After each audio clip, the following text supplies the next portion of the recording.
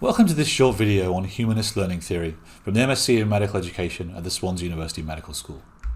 What I hope you're able to do by the end of this video is to describe the core principles of humanist learning theory, identify some teaching methods that are commonly associated with the humanist approach, describe the evidence base or not for humanist learning theory, and identify some common criticisms of it. As always in these videos, we're going to be taking a pragmatic approach. We're going to describe the principles of humanist learning theory and the evidence that supports it or doesn't. And most importantly for us, we're trying to identify what are the useful things that we could take away from humanism or not. We can then integrate those with our judgment about where best to apply them and the context in which we apply them to overall achieve an evidence-based approach to education that is pragmatic in nature. The best place to start is to describe what the basic principles of humanism are. To describe those, the best place to start is where humanism comes from, and it comes from places like this. Back in the 1960s, when humanism first came about, this is what teaching looked like. It was very didactic, it was very authoritarian. There were students sitting in rows being told what to do and occasionally punished if they didn't do those things. Humanism then came about in part as a response to those sorts of approaches. It was about giving learners autonomy and respect and self-determination, allowing them to decide for themselves what they wanted to learn, when and how, and when they wanted to stop. To give you some more detail, I'm going to explain two common approaches that are associated with humanist learning theory. The first of those is Andragogy. The best-known humanist approach to Andragogy, so-called adult learning, comes from Malcolm Knowles, who published a chapter about it back in 1970, although the term Andragogy has been around since the 1880s. The basic idea of andragogy is that it's different from pedagogy. Andragogy is teaching adult learners. It literally means to lead adults, whereas pedagogy is all about teaching children.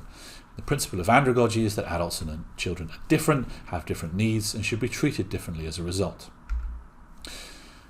In Malcolm Knowles' chapter, he described four basic principles that are important for understanding the differences between adults and children. He said that as a person matures, they become more self-directed, they become more experienced, they have more experiences to build on, and they are more intrinsically motivated by their learning. They also find that they are motivated by short-term utility. The things that they learn they want to apply to their current experience, to their job, or to their caring role, to their parents' role, whatever it might be. They want to see the usefulness of the things that they're learning, rather than learning knowledge for knowledge's sake. Applying these four principles then, Malcolm Knowles suggested that adults should be more involved in planning their teaching. They should have more of a say in what gets taught, when and how. The teaching should be more experiential. Adults should be freer to experiment, to make mistakes, to get things wrong, to immerse themselves in their learning. They should do so in a self-determining way, deciding what they want to learn, when and how, when to stop, whether or not to be assessed. They should be able to do all this in comfort, in physiological comfort, in physical comfort, and in a trusting, respectful environment, where they're free to air differences, disagreements, express their views, discuss them critically with others, all while maintaining an environment of respect. Does andragogy work? Well, in the pure Malcolm Knowles sense, it's very difficult to say, because part of the underlying philosophy is that to decide whether or not something works in an educational sense is the antithesis of basic humanist learning theory. Learners decide for themselves whether or not something has worked. They decide for themselves whether or not they want to take an assessment, whether they want to start learning, and when they want to stop learning. So it's basically impossible to determine whether or not something works, because it works if somebody says it has.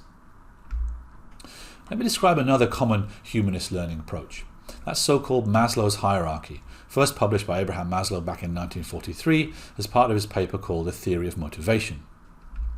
I'm going to run you through the different levels of Maslow's so-called hierarchy of needs.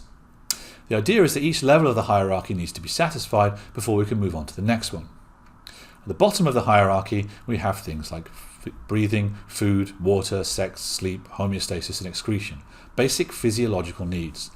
Those need to be satisfied before we can move on to things like safety.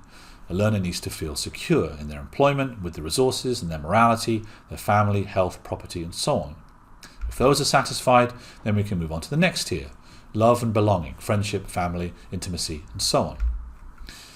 The penultimate tier of the hierarchy then is esteem. Learners need to feel self-esteem. They need to feel confident that they have the respect of others and that they are respected by others. All this then leads us on to the uppermost tier, the pinnacle of Maslow's hierarchy of needs, which is what he called self-actualization. The idea then is that learners are motivated ultimately by morality, creativity, spontaneity, problem solving, and so on. They're self-motivated in these things, and this is ultimately the goal of learning, in particular with adults. But all of the other tiers of the hierarchy need to be satisfied before we can get to self-actualization. So does Maslow's hierarchy work? There's no empirical evidence to support the organization of these needs into a hierarchy. There's a paper published back in 1976 that tested this and concluded quite strongly that this was the case. To be fair to Maslow, he didn't put these needs into a hierarchy. He argued quite strongly that people need to have their physiological and basic security and safety needs satisfied if they are to succeed in what they ultimately want, but he certainly didn't put them into a triangle with different colours and different levels. Is Maslow's hierarchy useful? This is for us the most important question when we're taking a pragmatic approach. If we go back to the hierarchy and we ask ourselves whether or not it's important that people feel safe and secure, the answer is probably yes. Do we need Maslow's hierarchy of needs in order to conclude that? Probably not. But it's worth reflecting on these things when we're planning a teaching session. Even something as simple as making sure that learners know where the toilets are, where to get water, where to get food, to give them a break so that they can tend to their basic nutritional and physiological needs, to make sure that a learning environment creates an atmosphere of respect, people are self-determined. All these things are good things to do. They don't necessarily need to be done in this order, but it will help any teaching environment if we attend to them. More broadly then, is humanism useful? I think the answer to this probably comes back to where humanism comes from. Humanism came out of, as I said, an environment where teaching was very different. It was very didactic and authoritarian. Hopefully, it isn't that way anymore, although history does have a tendency to repeat itself. We've moved on a lot from this sort of approach to teaching, and hopefully we don't need to take this position as our starting point in order to respond to it. Teaching now is generally more interactive, more engaging, and learners are more self-determined.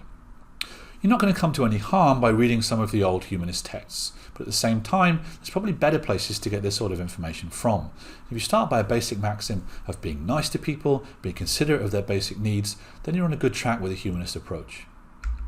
Here are some of the references we've cited in this short video, including some of the criticisms of humanism and some of the original references where it's described. If you have any questions about the content of this video or about the MSc in medical education generally, do just send us an email. If not, I'll see you in the next video. Bye-bye.